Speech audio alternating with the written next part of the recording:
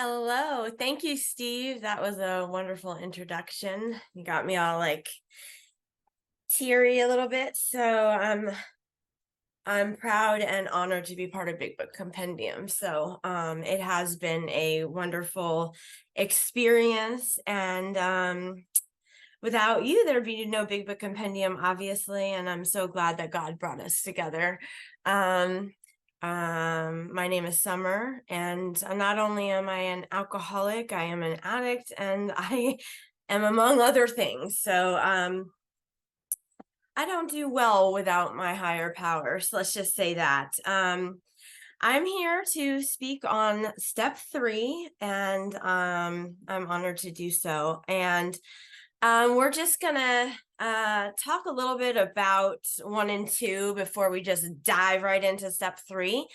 And yeah, so here we are, coming into Alcoholics Anonymous or whatever anonymous program that we would come into, and you know utterly hopeless, not knowing what's wrong. I guess we come to find out that we have a big problem, right? We're pretty much hopeless, and then and we come into this program and we find out that we have an illness, right? And it's, whether it's twofold, threefold, whatever, we have a illness of our mind, and we have a allergy, right? So we have something going on in our body and our mind, and it's like we're knocking our head up against a wall.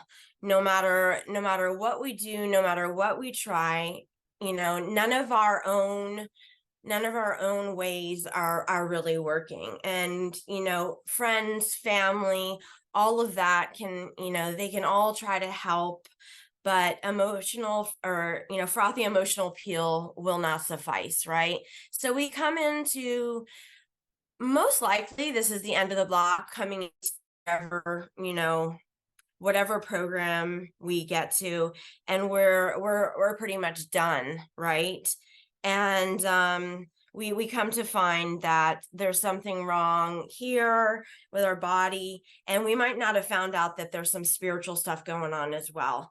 But we have a spiritual malady. We have a spiritual malady that's driving this physical and mental problem. And we don't know, we really don't know what to do. And that can look like so many different things. It can be outside issues, like we could have drove our car into restaurants. We could have lost our home, our children, whatever it may be. Without getting too much into my qualification, for me it was standing outside in you know cold air with the police there taking my children away, and being left with nothing but me still going out and using drugs, and me still going out and doing things my way.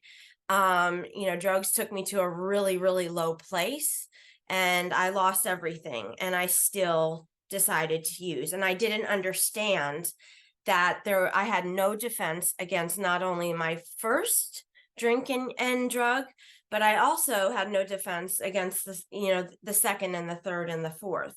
So I was really, really hopeless, and I didn't understand, what was going on.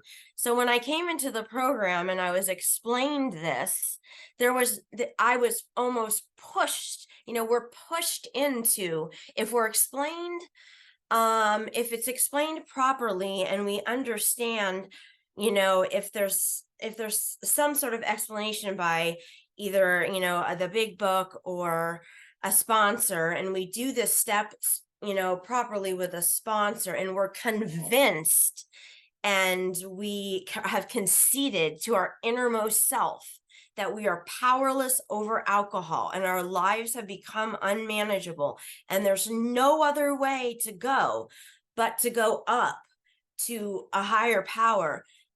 then we can be pushed almost supernaturally into step two. And this is done with us, with someone else that has done this before us. And, then we move on to step two, where, the only other way is through it's through the higher power. It's through a power that is greater than ourselves. We cannot do it anymore, because every time we walk this way, we hit our head. Then we turn around and we walk this way and we hit our head into this wall. It doesn't work for us, by ourselves. Our own ways don't work with the substances and with the ways that we have tried.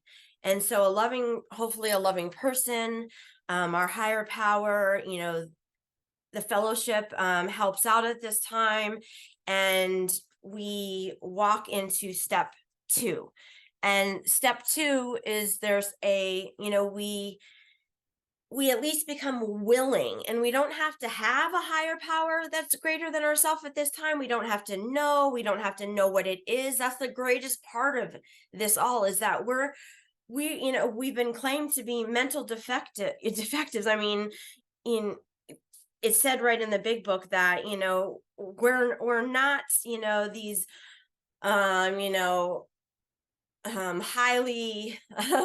acclaimed people that, we're known for the best decision making. We're not known to, do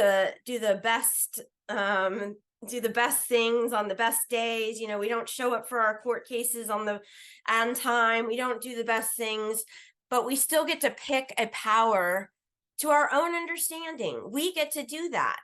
So we don't have to know exactly what this higher power is, but we're allowed to pick something other than ourselves. Anything that is better, anything that is other than ourselves. I mean, we don't do doorknobs, we don't do things like that, but it has to be a power that has more power than alcohol, that has more power than drugs, that has more power than Summer, that has more power than Debbie, Kickin, Nicola, Gemma, Nathan, Crystal, all of these. It has to have more power than what we were doing. And so step one kind of pushes us into that, because we know that our ways weren't working. We saw the results. Our kids were gone. Our car was crashed. We had no job. We were living in a homeless shelter. Whatever it was, we were crushed. We were crushed, and so we walk into step two, and all we have to do is be willing to grab onto this.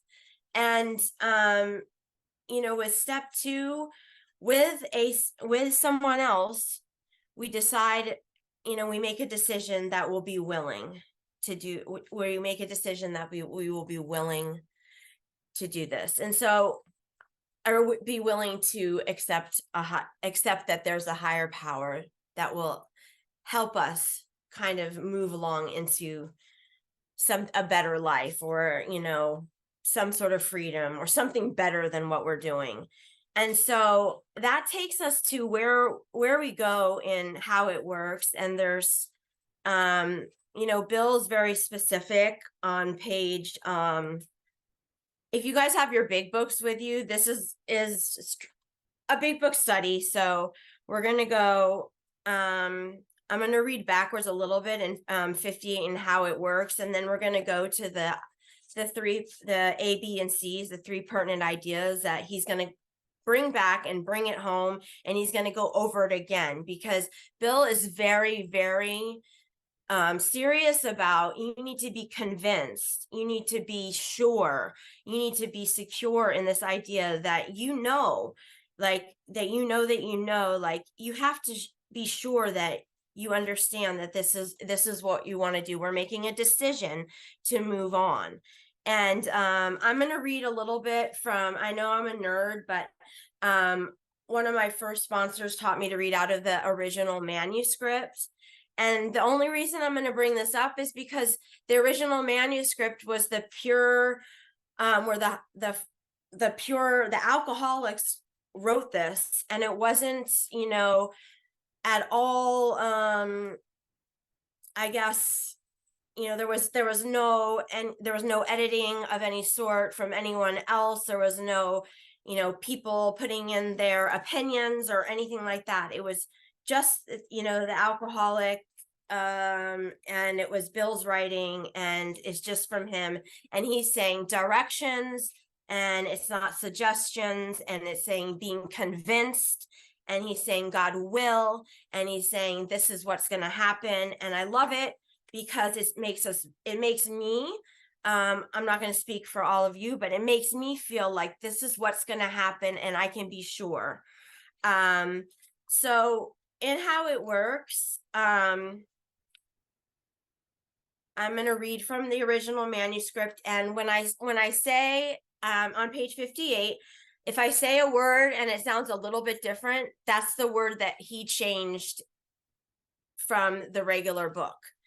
So it says, rarely have we seen a person fail who has thoroughly followed our directions. So our directions. So not followed our path. Those who do not recover are people who cannot or will not completely give themselves to this simple program. Usually men and women who are constitutionally incapable of being honest with themselves. There are such unfortunates. They are not at fault. They seem to have been born that way. They are naturally incapable of grasping and developing a way of life which demands rigorous honesty. I'm going to stop right there because this is the same as the big book, but this is very important. We have to have rigorous honesty, and we're not talking about like rigorous honesty as in, you have to know every detail about your life. It's rigorous honesty, and rigorous means accurate. You have to be accurate to the best of your ability up to this point. Demands, it's a strong word, but that's what Bill is saying. It demands accurate honesty up until this point. So if you're not sure of something, or you're going to leave it out, or you're not going to come forward with it, that's not what we're looking for here. We need accurate honesty. So when it comes to telling the whole truth, that's not accurate honesty. Or, if you're not telling the whole truth, that's not accurate honesty. Their chances are less than average, right? They are not at fault. They seem to have been born that way. They are naturally incapable of grasping and developing a way of life, which to me, I'm sorry, I read that already. Their chances are less than average. There are those too who suffer from grave emotional and mental disorders, but many of them do recover if they have the capacity to be honest. So many recover, many that are on medicines, that are, they do recover if you have the capacity to be honest. Our stories disclose in a general way. Now, these are the stories from the back of the book. What it used to be like, what happened, and what we are like now. If you have decided you want what we have and are willing to go any length to get it, then you are ready to follow directions. So what does any length mean? That doesn't mean, okay, like go do push-ups, go clean my house, go do this, go do that. Any length means you have the book, right? Because in working with others, the book is given and place, in the possession of the sponsee or the person that you're working with, and they have the ability to read, and they know what they're supposed to be doing. They know what the lengths are that they, have to go to, or they've been shown. It's not the push-ups and all that stuff. That's the any length. Then you are ready to follow directions, not suggestions, directions. At some point, at some of these you may balk. You may think you can find an easier, softer way. There's no easier, softer way. This is the easier, softer way. This way. This is what is easier and softer. The other ways are jails. The other ways are hurting family members. The other ways are crashing cars, getting in accidents, all sorts of things.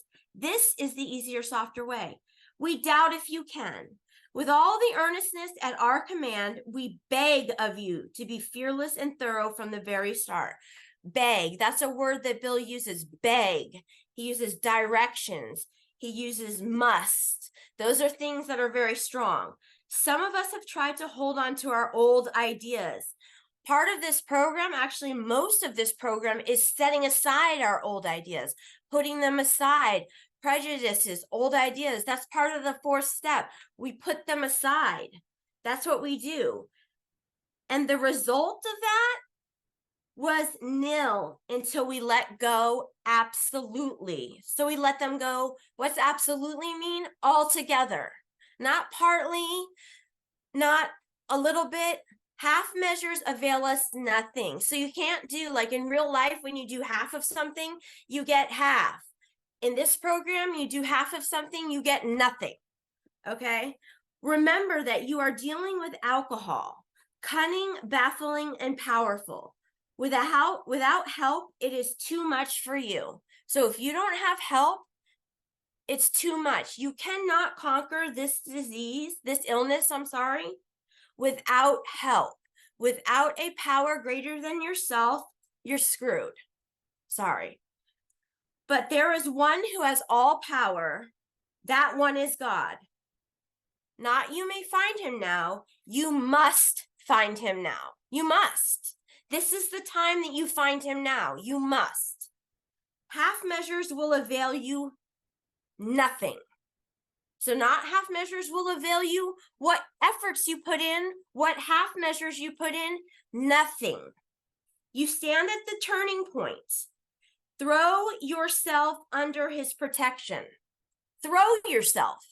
So that means throw yourself under his protection and care with complete abandon. Now, it's said a couple times that our higher power cares for us. So you throw yourself under his care and he will care for you. You go towards your higher power and he comes towards you with complete abandon. So you, again, we can't do half measures. You can't put one toe in and be like, okay, I'll give you a little bit. You throw yourself towards him, and then he will care for you with complete abandon. Now we think you can, so once that's done, now we think you can take it. Now we think you can do it. So he says, now we think you can take it. Here are the steps we took, which are suggested as a program of recovery. So he says suggest here, but he does make a lot of musts. I'm going to read through this quickly, but I'm still going to touch on the ones that he changed. And then we're going to get into what it looks like to be in self. Now, 1, admitted we were powerless over alcohol, that our lives had become unmanageable. So we know we're powerless. We have we are completely powerless over alcohol. Our lives have become unmanageable. 2, we came to believe that a power greater than ourselves could restore us to sanity. 3, this is what we're working on today, made a decision to turn our will and our lives over to the care and direction of God as we understood him. Made a decision to turn our will and our lives over to the care and direction of God as we understood him. So that's what I'm going to read up to, because that's what we are stopping on. But we're going to talk about the word decision right now. So decision, I was praying about this morning, and part of the reason I think as alcoholics so light on the word decision is that people in general in life, when people make decisions, they usually go and do them. They go and do them. Us alcoholics, or okay, I'll say for me, when I make a decision, I don't always do them. Like I might make a decision like, oh yeah, I'm gonna sign up for that gym. I'm gonna sign up for the gym. But that doesn't mean I'm gonna do it. Like I'll tell people like, oh, I'm gonna go, visit so-and-so or something. That I don't do it. I don't always do it. But a decision, it's just a decision. But in order to do this vital decision, it's accompanied by an action. It's associated with an action of step 4. This decision here in step 3 means nothing really if it's not accompanied by the work in step 4. So it should be called like 3A, and then 4 should be 3B. I mean, it's really nothing if the work isn't connected to it, because this decision, when people say, oh, I'm done with step 3, and I'm like, oh, well, when are you doing, what are you, like, where are you in 4 then? Because it's like, you can't just be done with step 3, like, if you're not doing 4, because the decision to turn your will and your life over to the care and direction of God means you're doing 4, because it's a connection. So, that's what I have to say about that word decision. And after he goes through the steps, he says, you may exclaim, what an order, I can't go through with it. So in the book, we're on page 60 at the top, where it says many of us explained. And again, I'm reading out of the manuscript. Most of it is the same. You may exclaim, what an order, I can't go through with it. Sorry, do not be discouraged. No one among us has been able to maintain anything like perfect adherence to these principles. So none of us are going to be perfect, right? We are not saints. We might think we are, but we're not. The point is this, that we are willing to grow along spiritual lines. The principles we have set down are guides to progress. We claim spiritual progress rather than spiritual perfection. So it's not progress, not perfection. We claim spiritual progress rather than spiritual perfection. So along that line is, a lot of people say, oh, it's progress, not perfection. It's spiritual progress, not spiritual perfection. So if you're working the steps on a spiritual basis, you may have spiritual progress, not spiritual perfection. Our description of the alcoholic, which is all that we've read on step 1, the chapter to the agnostics, which is all we read on step 2 up until this point, and our personal adventures before and after, which was mixed up in there. We read about Fred, we read about different people, and more about alcoholism. It's peppered all through here, have been designed to sell you 3 pertinent ideas. Now, Bill was a salesman, right? So he says this, but it's to woo you, it's to show you, it's so you can see that these people had similar stories to you. And so here we are at the ABCs. And this is where, when I'm working with someone, and these are questions that you can ask yourself as well, this is what we ask ourselves before we go to step 3. Are you convinced? Are you done? And are you willing to do this? A is, are you done? This is part of the first step. A, that you are alcoholic and cannot manage your own life. So it's a little bit different than what it says in the big book. So are you done? Are you done with this life? Are you convinced that you are an alcoholic and you cannot manage your own life? B, can you do it alone? Can you do it by yourself?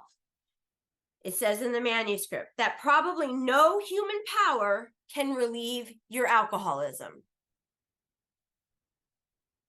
So, can you relieve your alcoholism? Can Nicola relieve your alcoholism? Can I relieve your alcoholism? Can your sponsor? Can Steve? Can anyone else? Can your priest? Then see that God, and listen to the wording here, can and will. I know the big book says that God could and would if he were sought. So I have written in my big book, are you willing to seek God? Are you willing to do this? So are you willing? Are you willing to do this? But God can and will. The original manuscript says this: if you are not convinced, so if you're not convinced on these ideas, if you're not convinced that you're done, if you're not convinced that you can do it, that you cannot do it alone, if you are not convinced that, that God can and will, if he were sought, then you ought to just reread the book to this point, or else throw it away. That's what he says in the original manuscript. A little harsh, but that's the way that Bill spoke to us originally. Now, obviously, some of this was edited out to be a little bit more, mushy gushy. But he didn't want to, I don't know. I'm not exactly sure. Like, he wanted to reach more people. He didn't want to scare people away, because that is a very, very straightforward statement. But think of it yourself. Like, if you're not convinced of these things, you may as well go back and reread it. You may as well go back and figure it out on your own, because there's no point in going forward to step 3 if we're not convinced here. There's no point. Why would we? If you are convinced, you are now at step 3. So if you have been working with someone and you have been able, and you are convinced, and you and your sponsor have gone through step 1 and step 2, and you are convinced that of all of A, B, and C, you are now at step 3, which is that, and step 3 is this, which is that you have made a decision, or that you make a decision to turn your will and your life over to God as you understand him. So what the heck does that mean? What am I going to do with this? What does that mean? Like, to me, I'm like, what does that mean? So turn it over, like, oh, okay, I have to give my will and my life over to the care of God. What does that mean? And then the next sentence says just this: just what do we mean by that? And just what do we do? Okay, so I'm going back to the big book now. So Bill's going to describe it to us in very, very, very, very straightforward form, or very straightforward words. 1, the first requirement is that we be convinced. Here he is again, convinced that any life run on self-will can hardly be a success. So what does it look like when your life is run on self-will? Is it a success? Like, we've learned this through experience. Like, we talked a little bit about, the cars crashing, the children are gone, we're unhappy, we're crying in the corner of our bed, whatever it is. My first bottom for me was an alcoholic drug addict bottom. I told you my kids were taken, all that stuff happened. But when I hit my sober bottom, that was bad. I was, it was bad. And I didn't have, the hard drugs and all that stuff in my system, but it was that I couldn't live like this anymore. I was, depression and anxiety, and like realizing, like having had some sort of an awakening, and having some sort of like, oh my gosh, I see a little bit clearer. I see, a little bit of light, and I've learned a little bit about the big book. I've seen a touch of my higher power. I've seen some clarity. I have a little bit of fellowship. I see real people, and I learned a little bit of things. And then I see the uckiness of me. I see myself. I see my, the self that is in me. And that bottom was disgusting. And it was like, I cannot live like this. And that's me crying in a corner on my bed, sobbing, I need help, calling someone and being like, I don't know what to do. I can't stop crying. Like, it can hardly be a success. That's my life run on self-will when I'm sober. Like, this is bad. On that basis, we are almost always in collision with something or somebody, even though our motives are good. At that point, I thought my motives were good. I didn't understand that was a self-will run riot, that my motives were, that I thought they were good, but I didn't realize that I had been run on 1,000 forms of fear, or 1,000 ways, all this fear, all this self delusion, all of these things were running my life. I had no idea until I was able to do a real inventory and take a really deep look at my life, that I was the one that got the ball rolling, that I was the one that set all of this in motion, and that the reason that I was resentful towards these people that I thought were harming me was because of me. That was when I really hit a bottom. So most people try to live by self-propulsion. Now, when I think of self-propulsion, I think of like a boat, propulsion, like, and like, propelling and going, and I'm just like, keep on going. And each person is like an actor who wants to run the whole show. When I had the realization that not only was I the person that was trying to run the whole show, I'm not even the director, I'm the actor. I'm the person that's supposed to show up every single day and check the papers and see what my role was that day. That's all I'm supposed to do. I'm supposed to, like, okay, if I'm in a Hansel and Gretel play, I'm supposed to go there and be like, okay, I'm Hansel today. Okay, tomorrow I'm Gretel. Like, I'm not even supposed to be the director. Like, at first when I read this, I thought, well, some days I don't direct, some days I do. I'm just an actor.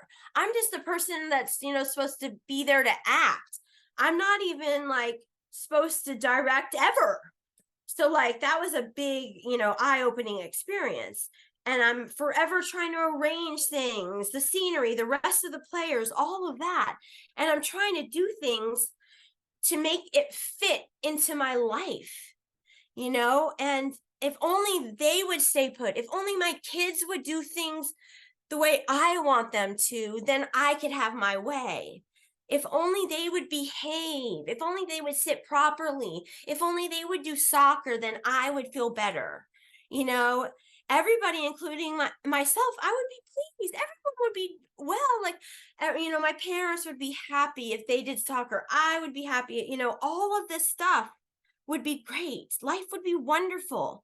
And in trying to make these arrangements, our actor, you, or if it's me, we may sometimes be quite virtuous. I may be kind one day. I may be considerate, patient, generous, even modest and self-sacrificing. But when I don't get my way, then I become mean, egotistical, selfish, and dishonest. I lie, I cheat, I try to get my way. With most humans, I'm most likely to have all those traits until I get my way, right?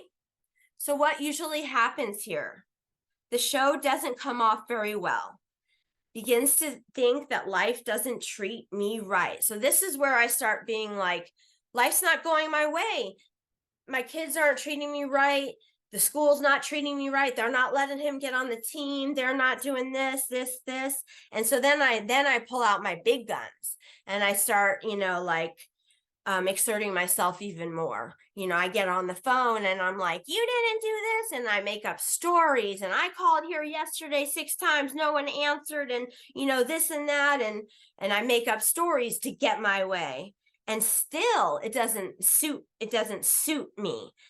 And when it doesn't work out, I admit, well, I was kind of at fault here. I did make up a lie. But they still were more to blame. They still didn't let my kids on the soccer team, or they still didn't do that. And I become angry, indignant. I roll up in my bed and start, oh, I'm such a bad mom, and oh, they didn't like me. And here it comes. It's like, what is the basic trouble? Am I not really a self-seeker? When I'm even if I'm trying to be kind, like at the beginning, I was just trying to get my kids on the soccer team or whatever. I was just trying to help out, be a good mom. And all of a sudden I became this monster, So in the middle of page, I have so much writing on my book, I can't, 61. Is he not a victim of the delusion that he can wrest satisfaction and happiness out of the world if he only manages well? This is the one time we get to be the victim, right? We are the victim of a delusion that we can wrest satisfaction and happiness out of the world if we manage well. Is it not evident to all the rest of the players that these are the things that I want? Like, didn't they get the memo? Didn't, all these people know that this is what I wanted from the get-go? This is what I needed.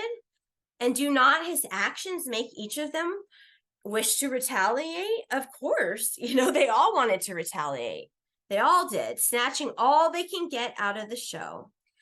And is he not, even in his best moments, a producer of confusion rather than harmony?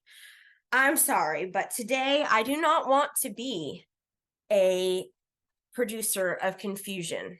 To tell you the truth, I am definitely I definitely was a producer of confusion. Even when I thought my motives were good, even when I thought I'm just trying to get my kid a spot on the soccer team, or I'm just trying to get them the help they need. And I created confusion, plural, squared, whatever, all the time. And today in my quiet time and in my time in the morning in meditation, this is one of the things I just, harmony, peace. Those are the things that, I pray and I ask my higher power to keep me in harmony and, for God's will. And, maybe sometimes it's better that they not be on the team. It's just God's will, not mine. Thy will, not mine, be done, And so here we are. Our actor is we're self-centered, egocentric, as people like to call it nowadays.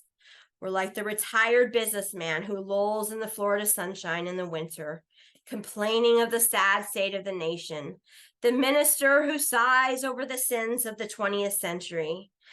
I find this one interesting because, the minister, a minister's like kind of like he's employed by the sins, a minister isn't going to have a job unless people are sinning, I'm not saying that, but and he sighs over the sins of the 20th century, that's what if people weren't sinning, he really wouldn't be, have much of a job, but he's still sighing over it, and this is what, we're doing. Like, we're just like, we just, everyone's wronged me and I've done nothing wrong, over to 62 where it says, but whatever our protestations, are not most of us just concerned with ourselves, our resentments, or our self-pity? And here's one of my favorite lines: selfishness, self-centeredness, that we think is the root of our troubles. So it's not alcohol, cocaine, Oreos, cake, people. That's not the root of our troubles. So when I came here, I thought it was all that stuff. It's self. That is the root of our troubles. And it's self driven by this fear, 100 forms of fear, self-delusion, self-seeking, and self-pity. So it's 400 things. I guess if you want to be technical here, the self-pity, self-seeking, self-delusion, and fear. If they're each 100, I'm sure there's many more. And with all those, we step on the toes of these people. And what do? When your toe gets stepped on, what do? You retaliate. You kick up your ow. So we retaliate. Sometimes they hurt us seemingly without provocation. So, not always on purpose, but we invariably find that at some time in the past, we have made decisions based on self, which have later placed us in the position to be hurt. So we place our, we have been placed, we have later, which later placed us in a position to be hurt. So as we do, spoiler alert, when we do our resentment inventory and when we write down, the names of the people that hurt us, we later find out that we placed ourselves there. We placed ourselves in that position. You know, there's rarely a time, and there are some, but there's rarely a time that is not in connection to, you know, us placing ourselves there. So our troubles, we think, are basically of our own making. They arise from ourselves.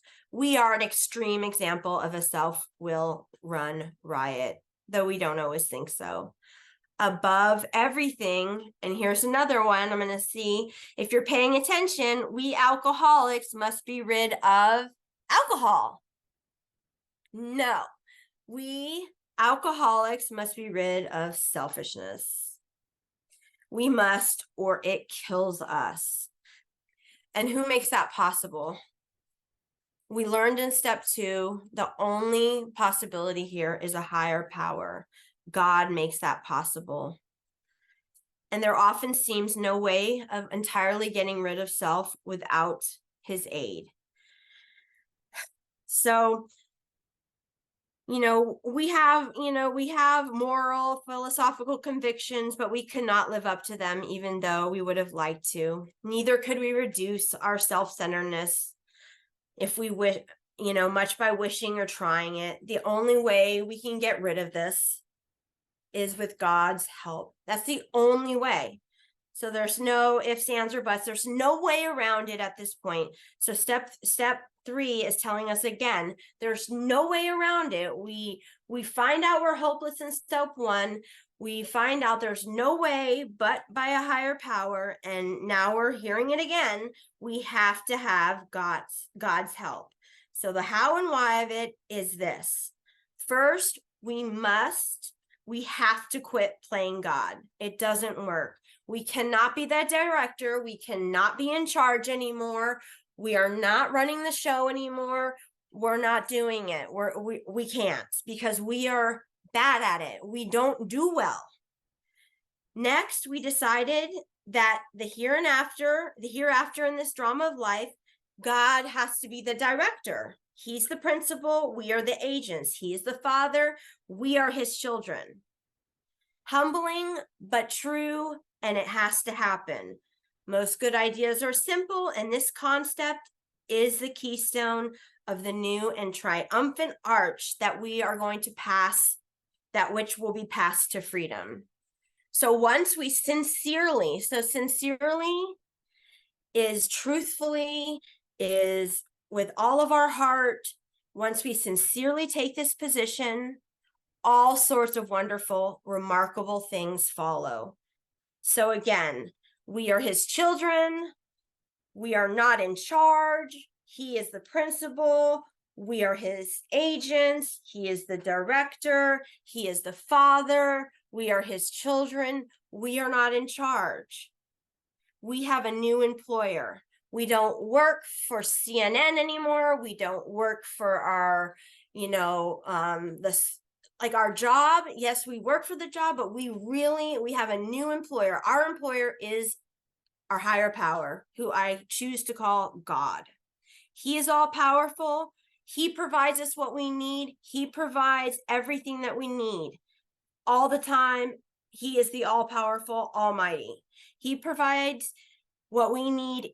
And here's the conditions. If we keep close to him and we perform his work well, if we keep close to him, that we can do through steps 10 and 11. Keeping close to him is what we learn to do in steps 10 and 11. So we better get on scooting on over there to 10 and 11.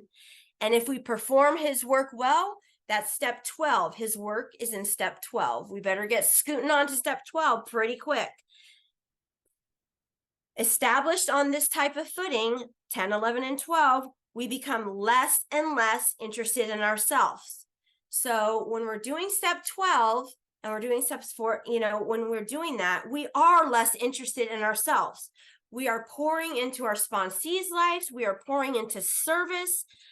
Our little plans and designs are going this way behind us. So it almost happens organically.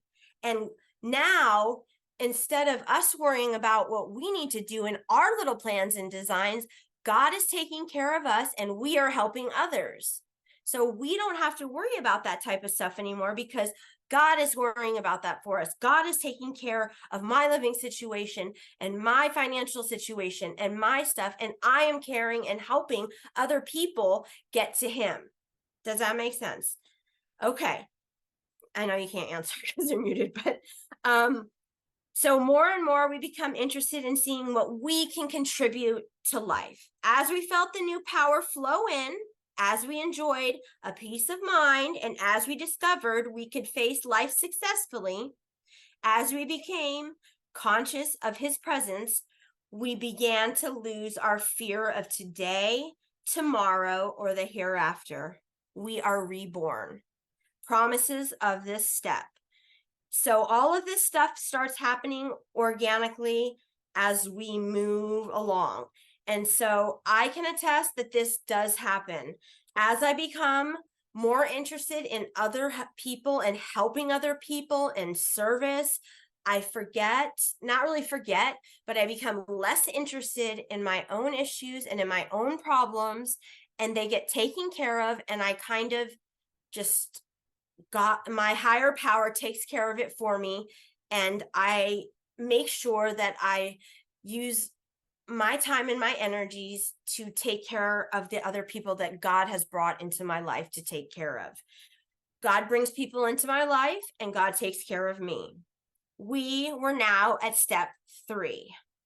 So here is the beautiful step prayer. And I see the time, and we're going to say the step. I'm going to go over the step 3 prayer and we will close after that.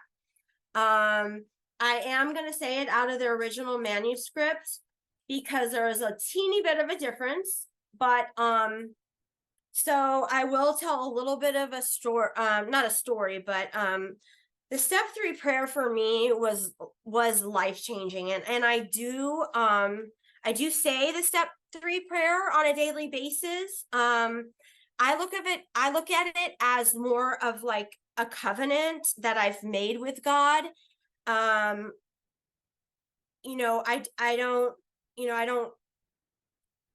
There's no amen at the end. At the end of the 7th step prayer, there is an amen, but I do say it every morning, but this was the beginning of my covenant. This was the beginning of like my decision to God, and I went right into 4. It wasn't even like, said it and then I started my work, because the more I learned about the distinction of, or the importance of the step 3 and 4 going hand in hand, the more I put an emphasis with the people I work with, that there was no space in between. We would stay the step 3 prayer and the directions were given and we were on our way, because I just, that's just how it went. Because this is the decision, and the decision comes with action. It's just a decision. If I'm gonna make a decision and not do anything about it, then there's no fruit to it. There's no point, I mean, it means really nothing. So I love the way that Bill did it out of the original manuscript, and I'm a big proponent for both the 3rd and the 7th step prayer to do it, get down on your knees and say this prayer, but I won't do that because then you won't see my face. But he does say this: get down on your knees and say to your maker, as you understand him, God, I offer myself to thee, to build with me and do with me as thou wilt. Relieve me of the bondage of self, that I may better do thy will. Take away my difficulties, that victory over them may bear witness to those I would help of thy power, thy love, and thy way of life. May I do thy will always. And then afterwards he says, think well before taking this step. Be sure you are ready, that you can at last abandon yourself utterly to him. And he says, it is very desirable that you make your decision with an understanding person. And then I will say, it also says, next we launch out on a course of vigorous action. The word next is important, so it's next. The wording of step 3 is quite optional, as it says in the big book. And I don't say the third step prayer completely word for word out of the big book either. When I say my third step prayer, I say it, and I'm gonna say it also as I would say it,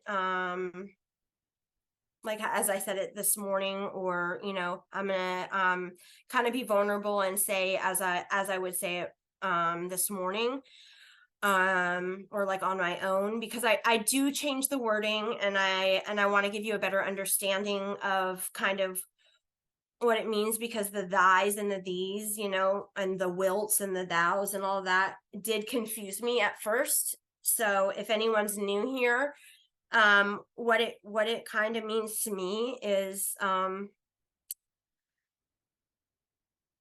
God, I give everything over to you right now, and I ask that you build me up, and you use me in whatever way that you need to use me today. Relieve me of the areas of myself that are keeping me from being useful to the people that I'm helping. I pray that you help me to be a vessel of light to those that are around me in my family, and bring people into my life that I can help. And I pray that you